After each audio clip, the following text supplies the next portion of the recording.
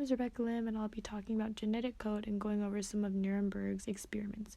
So the first experiment was conducted by Nuremberg and Mattei, and their core finding was that specific RNA sequences code for specific amino acids. And what they did was they created a mixture of a poly-U mRNA, so an mRNA with just U's, 20 amino acids, with one of them being radioactive. So you could see that the green colored dot is the radioactive amino acid, and a cell-free mixture, which are just the contents of what is found inside of a cell. And so they mixed all these together in this tube, and they repeated it for 20 tubes. So each of the tubes had one of the amino acids, including the radioactive one.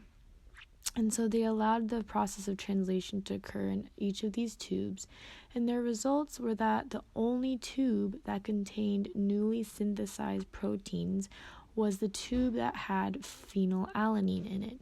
This led Nuremberg and Mattei to believe that the codon UUU codes for the specific amino acid phenylalanine.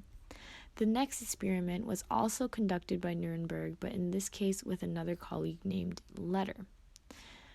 Their core discovery was that they found a way to match codons to their tRNA, therefore to identify the actual codon. And so they did this by mixing ribosomes, tRNA, a small chunk of mRNA, and into a solution.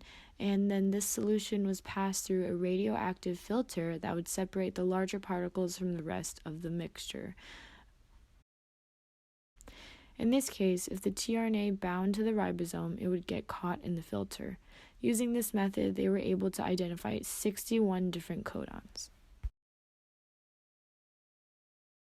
Overall, Nuremberg, with the help of other scientists, was able to discover the RNA and amino acid pairings, UUU and phenylalanine, CCC and proline, AAA and lysine, and identify the 61 codons that match with particular anticodon-carrying tRNAs.